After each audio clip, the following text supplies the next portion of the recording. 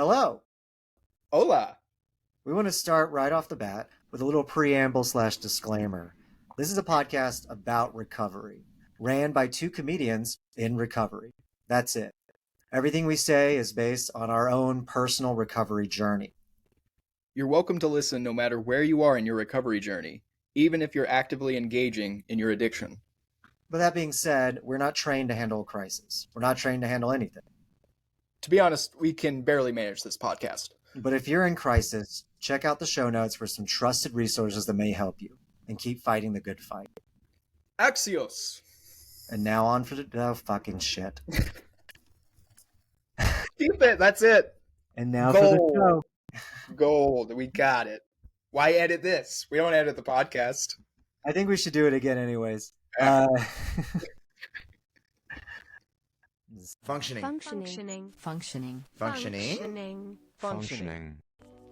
Examples of functioning. Navigational sensors aren't functioning. Glad to see you still fully functioning.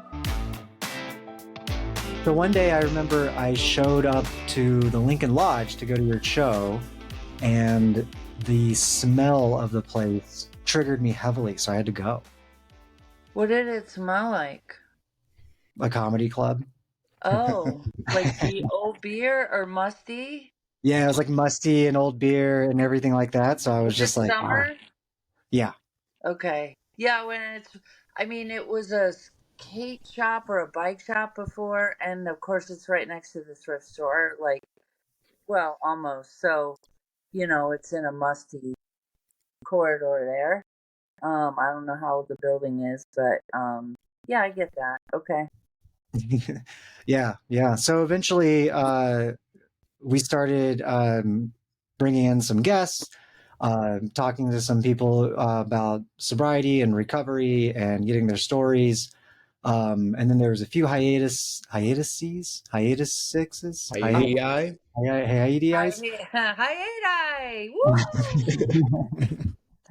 And now we are back on bringing on some guests. So I figured, you know what? Hey, let's bring on Laura Hugg. Okay. So yeah, let me introduce you. So guys, welcome to the podcast. This is Functioning. And we are here with Laura Hugg, who hosts a show called Keep Coming Back at Lincoln Lodge, a comedy variety show about varieties of recovery. And it's every second Saturday, am I right? Yes. Yeah, every second Saturday at Lincoln Lodge right here in Chicago. Yeah. Awesome. Welcome. Thank you. I mean, you're going to tell me when you want me to say something, right? Oh, no, you can, whatever. No, this is pretty freeform. You cut in. Yeah. Oh, okay. It's important to state that we don't know what we're doing. We're just kind of hanging out. So, yeah. Great. Yeah, we've been trying to take off for years. But I don't know, maybe Jody mentioned this previously, but what was the kind of the impetus of starting the show, and how long have you been running it? I've been running it since 2021. I think we started in November of 2021. So I kind of had I'll say a 2 or 3 fold, and then I'll go on and I'll be like, oh, actually there were 4 folds. So I've been doing stand-up at the time I started in 2008. I started going to open mics, and I was already doing sketch and improv. And so I've been in the comedy community a lot. I hadn't traveled much.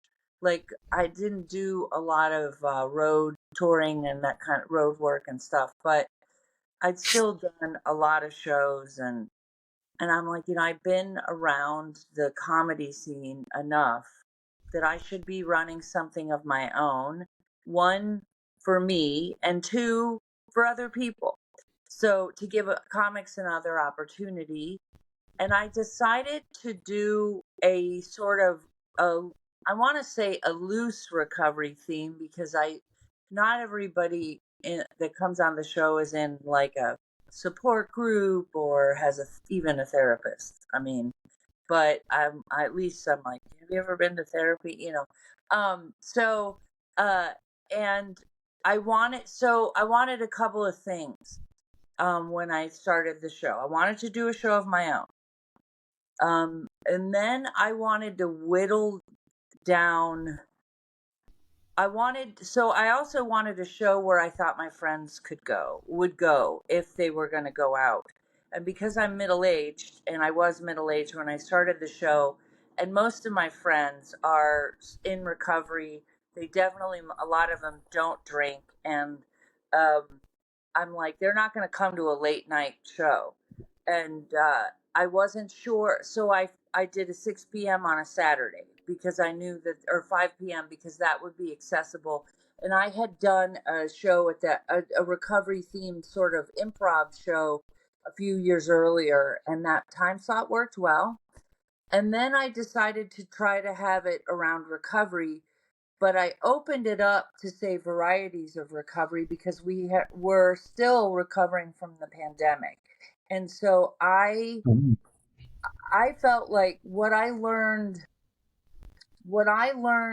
about COVID and about my peers in comedy was, I mean, when it opened up, there were a lot of people that had started out while before we had quarantined.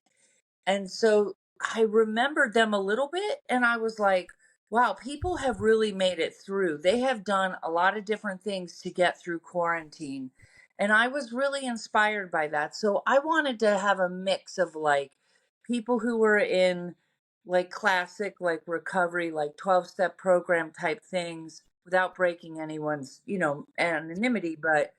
And then I wanted to have anybody who felt like they persevered through something but does material about it. So, and that also allowed me, from a selfish standpoint, to narrow the field of people that would try to do the show because at the time I didn't feel like I had the strength to be like, no, you can't do the show because I don't think you're right or whatever. So those are the guardrails. Does that all make sense? Oh, totally. I Yeah. love that. Okay. So I've been trying to keep some people who definitely like don't drink anymore or don't get high anymore. Sometimes I get some California sober, but you got to go Mhm. with what you have. And the audience, there's some people that are like abstinent from everything that come. There's a group from like a sober activities group that comes, but other people The come too. Phoenix Project. Yeah. Yeah. Yeah. And one time on a St. Patrick's Day, like a family came and they had been drinking. I think they drank at the show and they came late. They sat right in front and I was like, okay, well, here it is. They were just drunk enough that they were fun. They were a little interactive. There was a good opportunity for crowd work. They enjoyed the show because whatever people have going on, they're funny. And I try to make sure that the people I pick are funny, or at least funny enough. So, but if they have something they've gone through and they're not quite as funny as they will be if they keep working at it, I make some allowances for that. You put them in the lineup, you don't have them close or whatever. And then these folks, yeah, this drunk family was there for St. Patrick's Day. And I'm like, what possessed you to come to the show? And she's like, I don't know, I found it online. And then the one girl was like, when one of the comics talked about wetting their pants, she raised her hand and a couple of her family pointed at her. And she was like wearing that as a wet badge of honor, right? So she hadn't wet them there, but she apparently was a thing she did, which I could totally relate. So there was some funny crowd work. And I told them as they were leaving, I was like, thank you. Feel glad you came and glad that we got you while you're just drunk enough before the fist fight starting. As you know, in whole families that drink, especially on something like St. Patrick's Day, there's going to be fist fighting. So regular people come. Sometimes they just want something, they want to do something. They want something earlier and they don't really give a shit. Am I allowed to cuss? Yeah, totally. Yeah. Yeah. Oh, Okay. yeah. So yeah, so I and that allowed me to also do a Saturday show at the Lincoln Lodge and to see, could I sell, I didn't know that I was up to running like a primetime spot somewhere. I needed to get my chops in being a producer and a like a salesperson, like a marketer. That's still work in progress. So that's Yeah. the story. Yeah, I mean it's a great spot. 5 p.m. on a Saturday is perfect for me personally. That's Great. another thing that kind of pushed me away from doing stand up was that I remember one time I did the open mic at Cole's Bar, and I had to show up at like 4 p.m. To get on the list, and I didn't go up until 1 in the morning, and it was just too late, and I couldn't keep up with it. And every time I think about dipping my toe back into the stand up world, it's like every show is at like 9:30 or 10 p.m. and I'm already in bed by then. So yeah, 5 p.m. is perfect. Yeah. There's I mean, we're not New York or LA where there are mics like at all hours, or like Mm, early mics.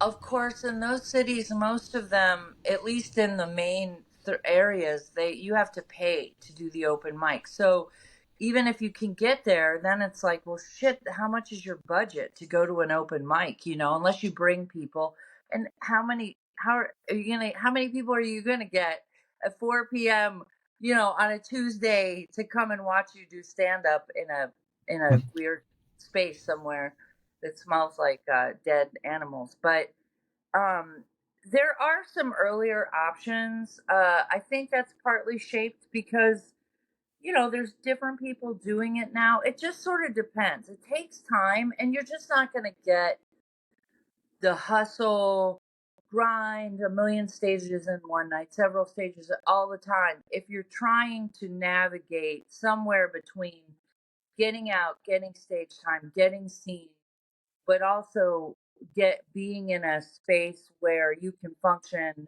on your other responsibilities, navigating all that, which is something everybody has to navigate their lives often on stage. But I feel like there's more opportunities now to be a little earlier. But yeah, I never went to Kohl's until recently um because of that same thing. I was like, I can't sit there all day. I know I'll hate myself by the end of the day, and I got to spend more time with me than anybody else. So it's just not a room that I ever did, which, I missed out on some things because of that. I never saw Sarah Sherman. She ran that room. I never knew yeah. her. We just didn't move in the same circles. So I missed out on her in Chicago comedy, but I watch her on SNL. And yeah, I just, it's like every mic has people that go to it, they book their shows, so but you can't be everywhere. Yeah, yeah, I mean, that was the hardest thing for me was about being in places that were, I mean, ostensibly dangerous for my recovery because Right. they're usually in bars. There's a lot of drinking, and I'm sitting there. I'm newly sober. I'm also about to go up on stage, which is something that was a big trigger for me. The biggest one for me was the actually getting off stage, like that adrenaline come down would really just push me straight to the bottle. So I ended up just having to take a step back, which lasted for like, I mean, that was 6 years ago. So it's lasted quite some time. But Thomas, you were doing comedy when you first, because you were in New York when you first got sober, right? Yeah. And the last time I was on stage was 2022. So I live in Albuquerque now, so it's I just not that I'm really interested in pursuing stand up, but just the I think that y'all can relate to this where you go to a new city and you're not on the road. You're not featuring, you're not headlining. You're just at an open mic like anybody else. And that idea of having like to start over and you're just in that position where no one knows you and you can do as well. You can go up there and kill, but it won't mean anything to anybody because just no one knows you. And that was, I think, being sober on top of that, because usually I would just drink that away and then become just a kind of a monster to myself. But having to be sober and go through that is just like kind of it's overwhelming, the process of it all, just doing the whole networky open mic blah blah blah.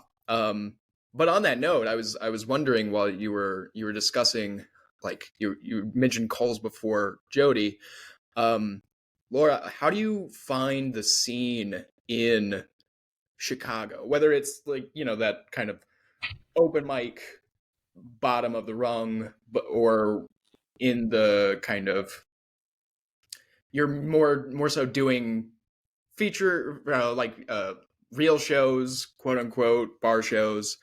How do you find like the people in the scene generally in relation to substance use? Maybe not abuse, but just how does the scene function in regards to that? Well, it seems to be, it seems like probably everywhere they're functioning alcoholics and drug addicts are make up a large part of the population, just like in the world. But Yeah, I mean, you know, I, sounds like a great title for a podcast. I, I mean, I think, you know, I've been, I guess I try to, I mean, I only know like my corner or my lane, and uh, I Yeah. can measure it by my observation as an outsider. That it's pretty what you'd expect. It's like there's a lot of people that are in their 20s.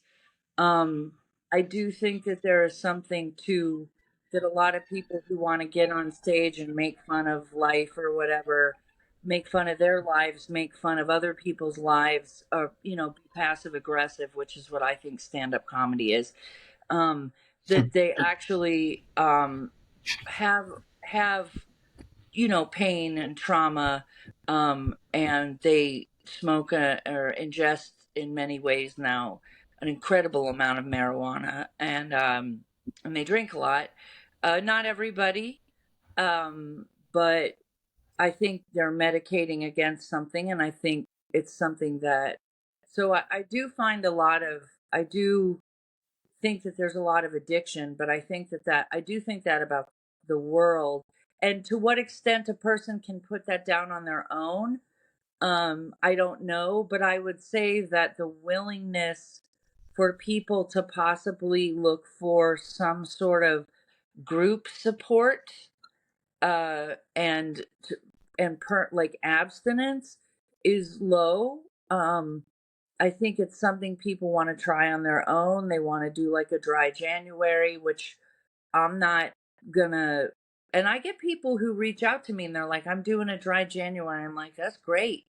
Good for you. Maybe it'll stick, or Mhm. if it needs to stick. I can't tell you if it needs to stick. I might think it needs to stick, but I'm not going to tell you that, whoever you are, the royal you, whoever that is. But so, yeah, so I think in that way, it seems like before I got into stand up, it was sort of the same ratio. I think it's hard also to sell, like, also, yeah, like people want to have fun. And, as I've continued to do it, what I realize is that people really are pursuing a dream of some sort, Mm. to a greater or lesser extent.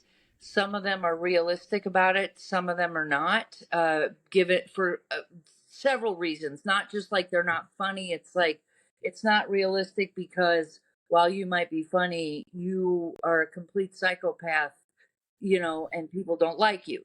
That kind of thing. Like, but I what I realized from myself and what I realized from my peers is that being on the playing field and trying something and being in competition, even if you don't mean to be in competition, there's automatic competition. Like one of us is getting that stage spot, it's either you or me. And that's a competition right there. And at the same time, we have to stay focused on ourselves. So that brings out a lot of difficult emotions to navigate. And while those and they're often not, I feel like, not navigated or not navigated in a healthy way. And while that might make great joke writing, that makes terrible lives. So, um I think that's the population that we're dealing with. So I get why people want to smoke weed. It's a lot of pressure to work a day job, to go out and practice something where there isn't a command center, like there isn't an HR department, there isn't a president, for lack of a better word. There's no real leadership. There's nobody organizing all of us, right? So Mhm. that is a wide open field of self managers. Um, but at the same time, I think I have come to, as I have been more comfortable in my recovery and more comfortable with myself, I'm not as hung up about it as I've gone along. But that's because I do work, I continue to do work on myself. So I don't worry. I'm not as in everyone's business. And I don't hang out as much. I have to really make a point to hang out because um, I don't want to hang out, but too much not hanging out, I'm not going to get work. And I can go and socialize. I'm not going to go to someone's house at 11:30. I'm not I'll go to one or two places sometimes. Then the third place, that's not for me, right? So Yeah, never go to a third place. That's the rule. I know. I wouldn't get asked. I did get asked to a party recently by a comic who hits it pretty good, and it was going to be outside. So he's like, "Yeah, we're having a bonfire party," and I was like, "That's great." And then it started to rain, and also COVID's on the uptick again. And I Yeah. was like, "Yeah, I don't want to. It's a Friday night. I'm not going inside with everybody because they're going to want to smoke weed, and I'm going to get a contact high, and I don't need that." So I didn't go. I don't even know if he let people in his house. So. But it was nice to be asked. Hmm. So I'm sorry if my answers are so long, but No, no, this is great. I was thinking about your show and kind of about what you were saying. Do you get a lot of people kind of using the stage to process a lot of that sort of trauma, that kind of that competition, or like in if you're talking about recovery and you're trying to get on your show, it brings that question to mind even when you're trying to make jokes about it. So it's almost a way of confronting it, right? I think so. I mean, probably I know there are people that make the joke about, every I don't know, Using the his stage as their comic like, therapy. this is my therapy. I'm like, well, first of all, that's a hack fucking premise. But we've all said it, right? And and Terrible therapist. I mean, Crowds and are terrible that's therapists. also why it's like hack, but it's also like they don't know because it's their first time telling it, but it's lateral thinking that humans share. But I'm like, oh, that's not going to be good for the community. You need real help. So yeah, probably there are some people. I I think. I mean, I do think like there was a guy who got on stage after his girlfriend killed himself, and Oof. he was like, I have to get so he went up in an open mic, and I was like, yeah, but his act anyway wasn't that great. So the grief didn't really, I hate to say it, but it didn't make much of an impact of what he brought to the mics. Okay. I think it just made everybody extra uncomfortable, but self awareness is not his gig. And so, so I mean, I was like, really? You think? But I don't think he wanted to be alone. And it's this. I do know other people that they love it so much that it's like they feel the best on stage. But if you Yeah. think about it, when you're on stage, you're talking, people are listening, and they're not getting to give you suggestions, and then you're not getting down. Then you have to sit down. You're not getting feedback you can take with you to go home and uncomfortably self examine and try to implement real change. So, you know, that's great to have. I mean, that's good. People have a spot where they feel good. And I feel like I a lot of times now have um, gotten comfortable with myself as a comic enough where I could probably have something pretty bad happen and get up if I had to get up and do the show and then get back down. I mean, I'm not doing such any high stake gigs that it's like, oh my God, I've sold out Caesars. We're not talking about Judy Garland here, like going on with the pills and everything. But I mean, it does bring me some happiness. But like I said, I have tools I use off stage. So I've just become more comfortable as a performer. So yeah, I do think there are, but I try to stay away from those people unless they ask me for help. I try to be open about where I'm at. Um, I don't usually reach out to people unless they post something or unless in their act or they express something or something has happened. And then I might reach out to somebody privately and recommend a couple of things. And otherwise, sometimes people reach out to me and then they might bring up what happened. I say something, I recommend some things. They don't usually do it, and then that's my stand there. And then they avoid me for months at a time, like normal life. So so Yeah, that's it's actually how Thomas and I decided to start this podcast. Is he was posting a lot of just sad, really depressing country music on Instagram, and I reached out and was like, "Hey, these look familiar. Are you okay? Because when I used to post these." Well, I didn't have stand up at the time, so I just had to like throw my sadness out into the void like I Just used to. all up on Yeah. the Instagram stories. Yeah. That made me think that back in I've talked to my wife is a mental health counselor, and we've had this talk a few times where She I can look married back her in work. hindsight. What's that? She married her work. Married to her work. Exactly. She brought it home with her. Does she go, don't try to get any freebies off of me. I'm not in the mood. She's probably lovely. I don't even know what you look like. So I'm not that man. I'm just saying I don't know her. I think it's better that you don't know what I look like. I've talked to her a few times about this, where in hindsight I can look back and go, all the quote unquote funny stories that I told on stage were clearly traumatic events, which that's why they were inherently kind of funny. But I didn't actually, like you said, I like what you said, where I wasn't going home examining any of these traumatic events to like process them or work through them. The only feedback that I was taking in and integrating was, how do I tell my traumatic story better?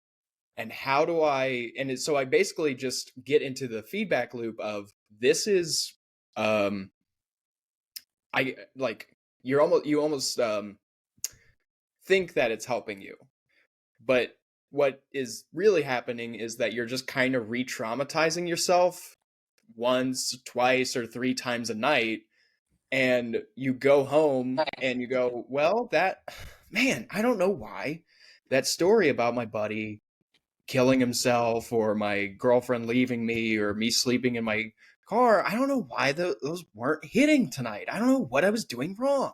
But you're not actually examining your life. You're just examining the rhetoric of your life. Right. That's why I stopped going to meetings, because I was just like, that performance was terrible. I didn't get any laughs. You get like caught into that, like, this guy's good. bombing up here. Like, get off the stage. Let me have a share. I can show you how a share is.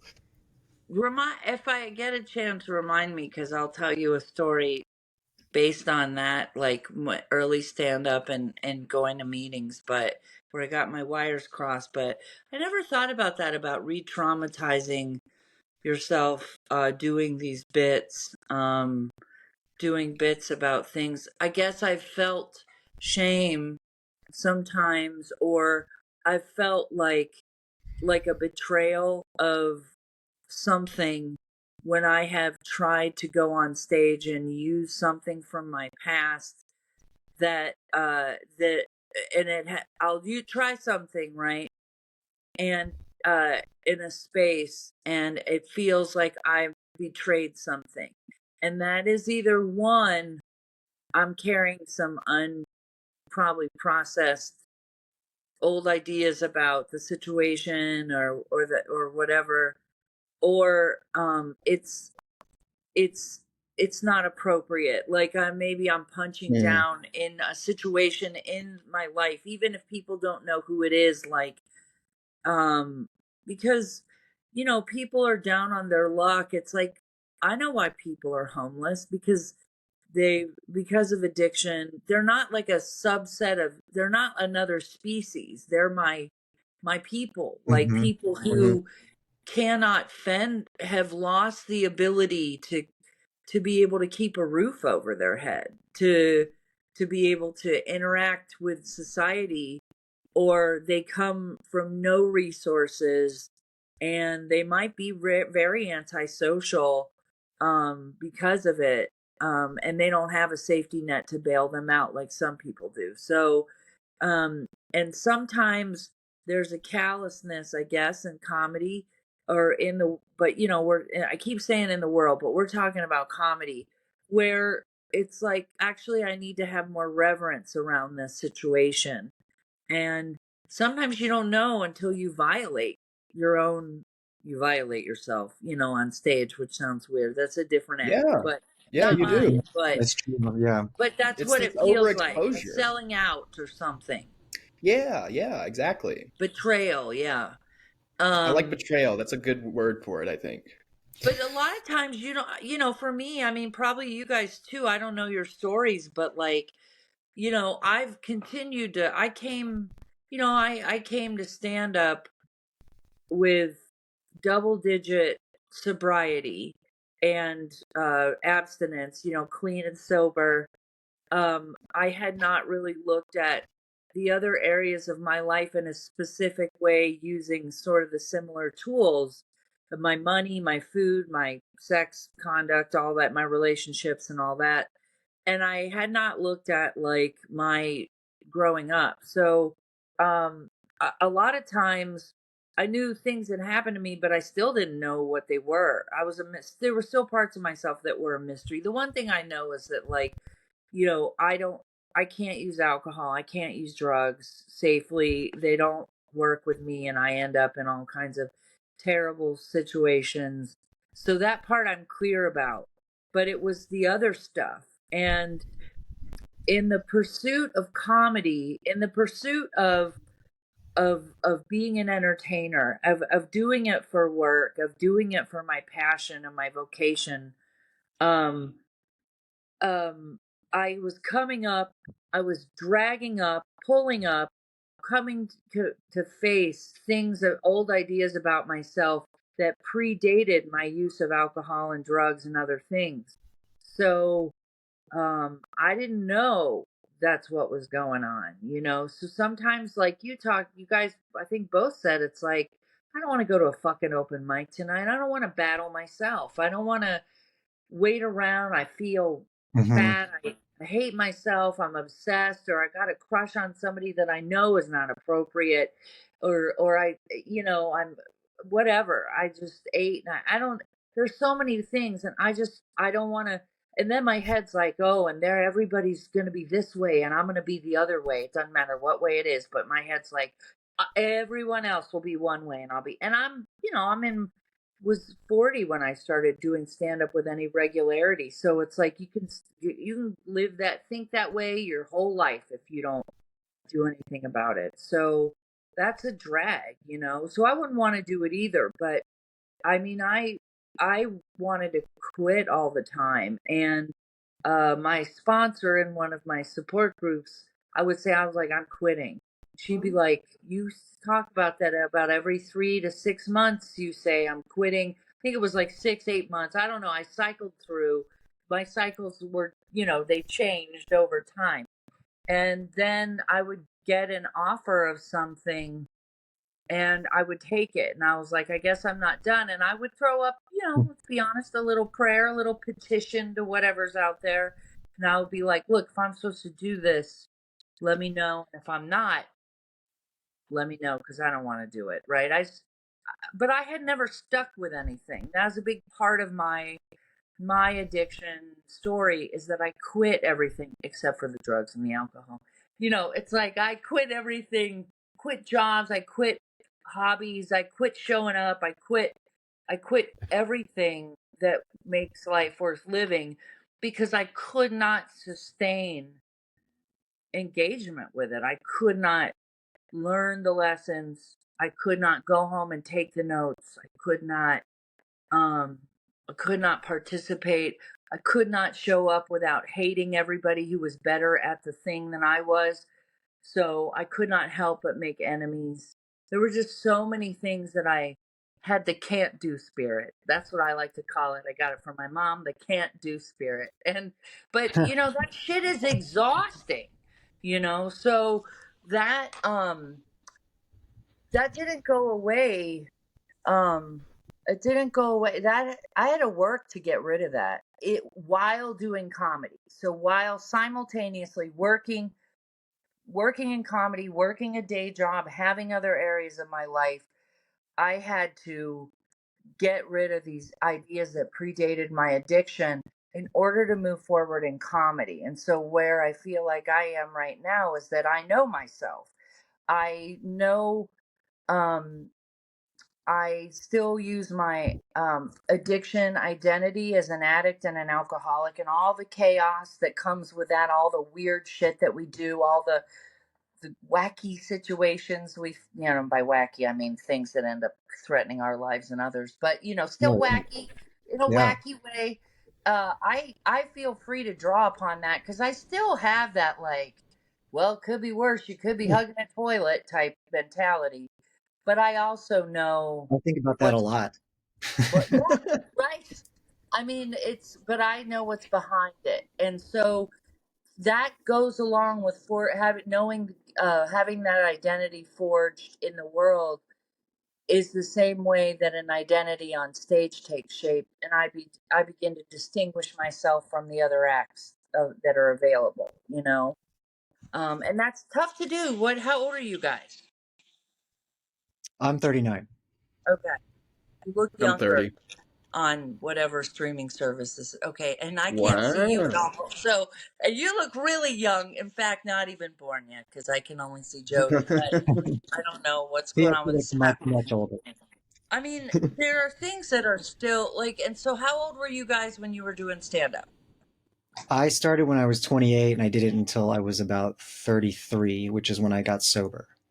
Okay, and I started Thomas. when I was 17, and I guess I officially stopped when I was, I don't know, 28.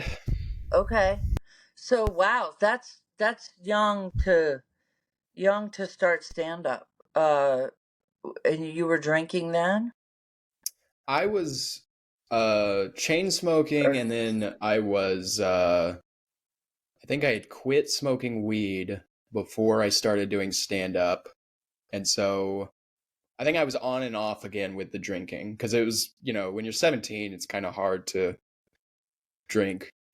But More drugs are when I didn't, available. when that didn't stop me, I was drinking. So Yeah, so there's like two different, you guys were like at two different times in a person's life, and it's I Hmm. just sometimes when I look at stand up I'm like I started I started doing comedy. I started in improv and sketch when I was 27 years old, and that was, or 26 or 27 was the year that I got sober. And I had been sober before, but this was in this part.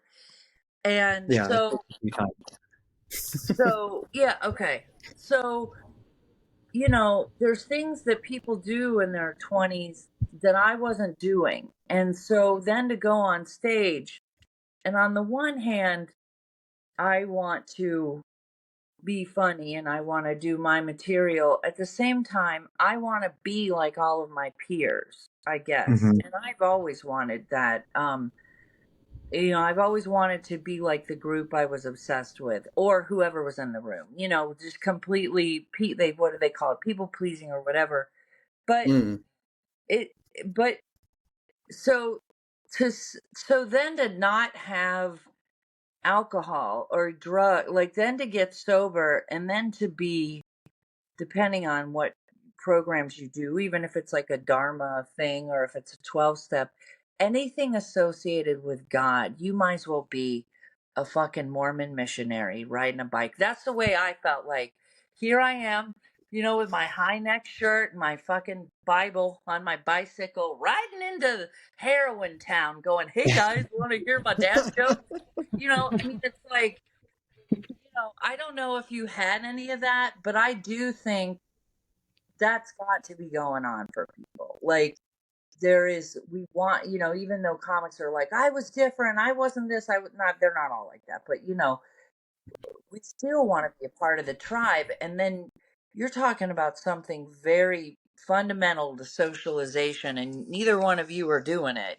So I don't know if that factored in for you, but I was 40 and I still had to encounter that. And the fact that I was a woman and 40 and didn't drink anymore was like even worse. But then I think, thank God that I wasn't drinking, because then I would be the drunken. First of all, I wasn't funny for very long when I drank. I turned very mean, or I would sob, and obsessed and backstabby and just really, really bad.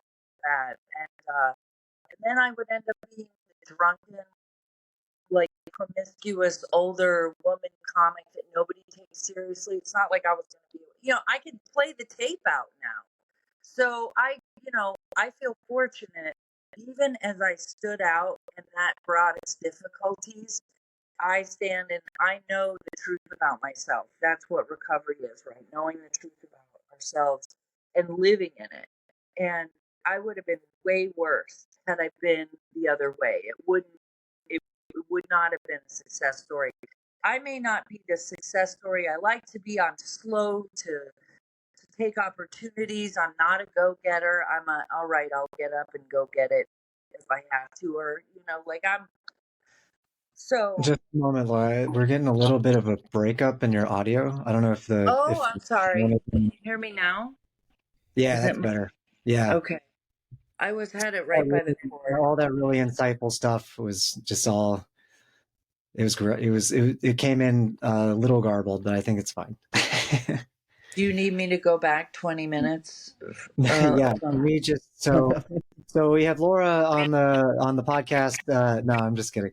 It's fine. Okay. It was great. I would love to hear you were saying this definition of recovery that sounded really nice.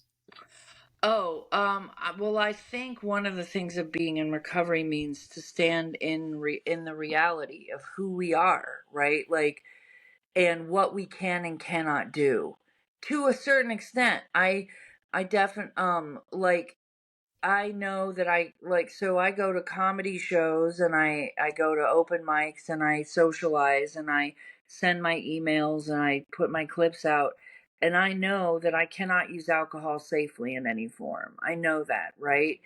Um and to me that's what recovery is, but I still go because one is not one is not does not make the other possible for me.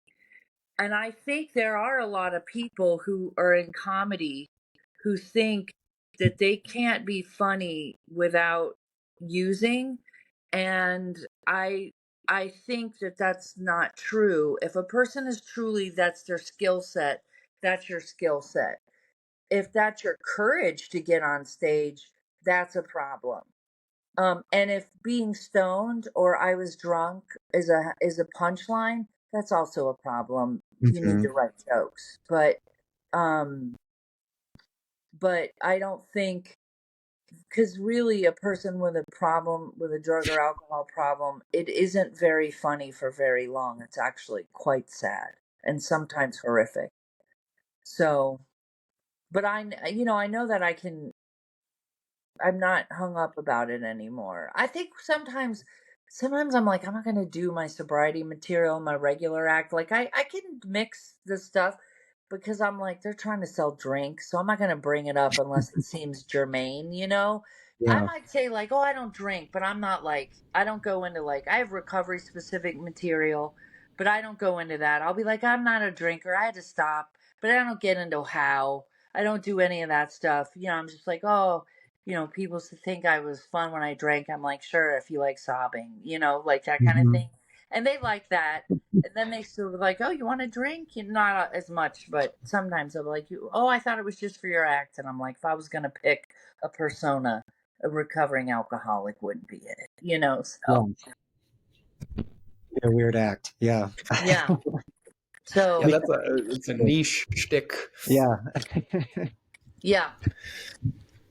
I mean, I think That there's a makes me think. sober mic starting here, and there's a lot of so if you guys decide you're going to go back, I mean, you probably changed a lot and done a lot. There are, and you could always create something you needed that, if you had to. And that was the only That's you, good thing Jody. about either one. The only good thing about COVID was that there were Zoom mics, and that's how I met a ton of people. And then I could travel.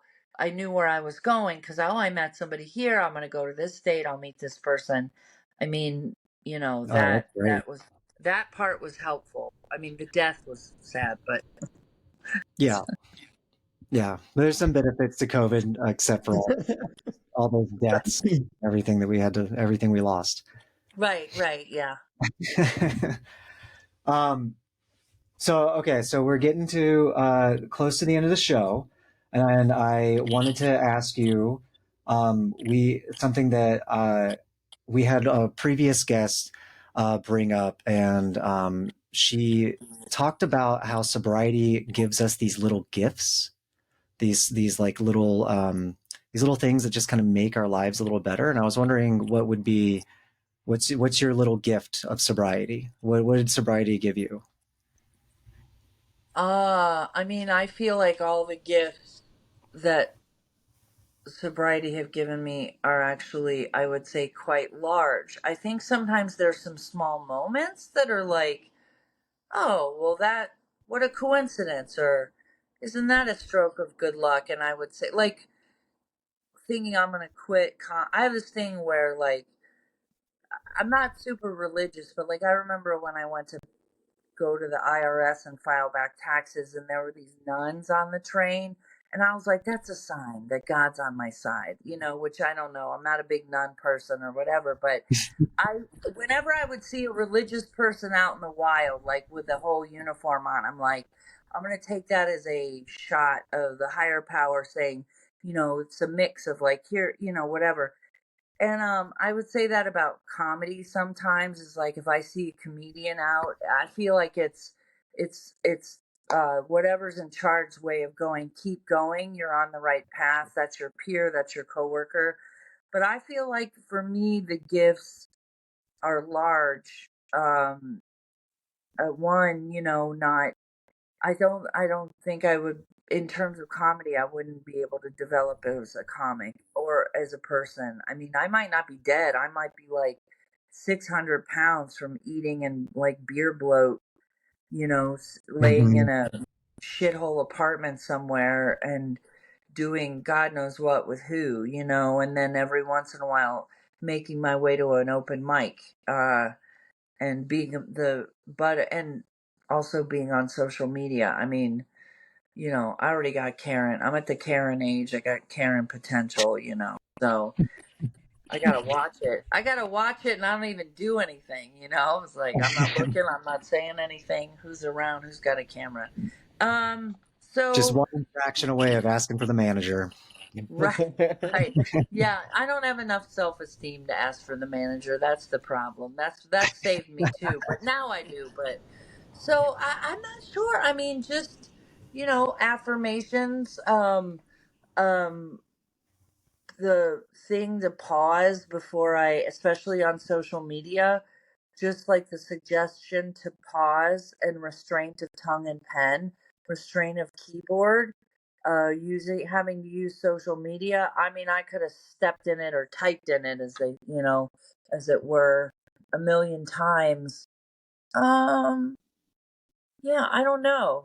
I don't know. I That's a hard question for me only because I don't think of it in terms like that, but it's nice. Mhm. Sure, it'll come to me after this. Well, we'll have to have you back on then after that. I mean, you got to tell the But story about crossing hairs at the meeting versus okay. the thing. All right, I'm going to tell you that story. Thank you for Okay. reminding me. So, I mean, in this actually, we didn't talk about trauma specifically, but we still did talk about trauma, which I feel like every alcoholic has, and drug addict and person in recovery from food or whatever. I feel like underneath it all is trauma. And when I Yeah, say that, also Gabor Mate talks about that a lot. Yeah. love him, and also I also feel like it's largely our parents' fault. Okay, Hmm. so I'm a but I mean, you can love your parents; they did the best. Like I say, I don't blame, but I don't take all the They fuck credit you up, mom and anymore. dad. That's right. Right? They know how I am. I'm like, there's the source of my. Here, let me introduce you to the source of all my problems.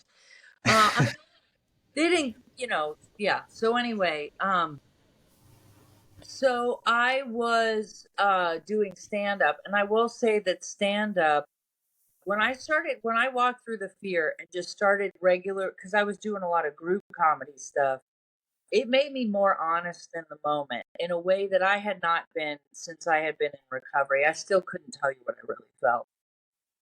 Anyway, that was the great thing. So I was I was speaking. I've been doing open mics and I'd been on some shows, and I had a guy I was dating, and he had relapsed, and um, he was reaching out to me through he was calling me from people's phones from halfway houses in the Salvation Army. I mean, everybody in the Salvation Army had my phone number because he didn't have a phone. He was just like, he couldn't let go, but he also, he was a big mess. And I was like, so anyway, I got asked to speak at a group, and I give my story at a group. And it was like one of those ones where you're up at a podium and you're dressed up in front of people. And, in stand up, you get the light, right? So, where at the open mic, somebody flashes the light or waves from the back. Yeah. And, and so I hadn't been speaking as much or whatever. Um, but I don't know. I think I wasn't going to as many meetings at the time too. So that was a big part of it. So anyway, I'm speaking at this meeting, and and I don't have my glasses on because I was like, I want to look good. So I didn't wear my glasses, but I can't see anything. Like, I need glasses. So I can't see far away. So I'm speaking, and then it was getting close to the time, but there was a timer, and I see somebody wave. And so I'm like, oh, well, I see that that's my time. I'm getting the light or something. And I guess I got to wrap it up. And a couple of the group members who were like running the group, like, look around, and they're like, okay, whatever. But I was like close to done. So I finished my set. Well, it turns out that what it was my ex came, and he didn't want to come into the meeting. He sat all the way on the stairwell in the back of the room and listened in, and he was like peeking around, and I couldn't see who it was because I didn't have my glasses on. And then when I got about done, he waved his hand as I was wrapping up my story. He like waved his hand, and in my mind I'm like, oh, I'm getting waved off like an open mic. And it was like the convergence of three things: a meeting, an open mic or a show, and my ex who was, half measures, not availing either one of us much. So anyway, that was the story. And I feel like that's like one of those things when all your synapses or your wires get crossed, so, but it was fine. Yeah. A bunch of avenues of your life just like commingling into one spot. Yes. Yeah. Right. Redirecting each other. Yeah. But it was still a pretty good talk. So that's the story. All right. Well, yeah. Thanks for coming on. This has been a great talk. I love to Oh, hear that story. thank you. Thanks for having me. It's been really fun. And I hope that if you guys decide to go back into stand up, Jody, you're in Chicago, I'll certainly help you navigate that. And Thomas, right? I keep asking. Trauma. Mhm. Yes. Yep. If you need advice about, or just a check in, with if you decide it's something you want to try again, it's not going to look like it does for everyone else. But I feel like we have the skill sets. We were given the skill sets we have for a reason. I firmly believe that that's our purpose in the world. So if it's humor, if it's jokes or performance, I think we're meant to do it on some level. And Hmm. maybe we take it to the next one, maybe we don't. Some people Hmm. can't be basketball players, but they can coach, or whatever. So I'm a firm believer. And I think at some point life says, hey, it's got to get bigger. And we need each other to like hold on to, because it can be difficult. So yeah, thanks for having me.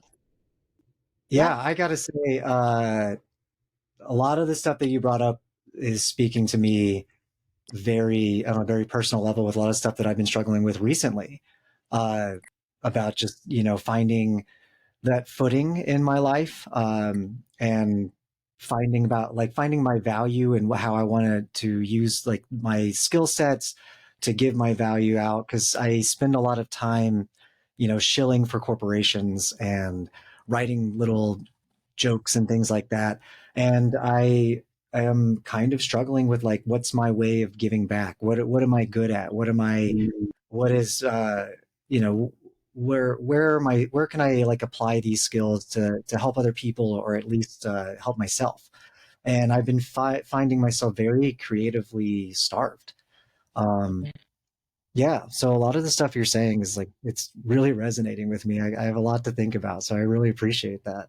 Yeah, well, reach out to me, and if you want to write something Absolutely. together, you can come and do it on the show. I mean, you may not be ready to go up or whatever, but I know, yeah, there's like, yeah, and I know, there's a bigger community of people that they've had to get clean, right, in Yeah. order to keep going, and sometimes they found stand up or before, and sometimes after. So, I think I that's the could hard part for definitely, me is approaching stand up, after having 6 years of sobriety. I started stand up sober, but then I would like relapse and then get sober again and then relapse and then get sober again. And it was like a lot of the stuff that you were saying, like I wanted to be with the cool kids. And so I wanted to like stay up late and like, go to the party and go to the third place. And so I think approaching humor, because the first thing that hit whenever I got sober was anxiety. So approaching humor from this space would be a new venture for me. So I think it's definitely something I want to explore. So I appreciate that. yeah, no problem, no problem. I do, I've been there. So if I can be of use in it, I like to have extra people who get it, just a Yeah. few extra, we can use it, so don't hesitate to reach out. Yeah. All Awesome. right. Well, Yeah. thanks for being on the show and thanks for Yeah. listening, guys. Yeah. This is functioning, and we'll see you next week. Keep fighting the good fight. All right. Thanks so much, you guys. Thank Keep you. up the great Thanks, work. Laura. Okay. All right. Thanks. See you later. See Bye. ya. Bye. Bye. Okay. You gonna say it? Oh, Axios.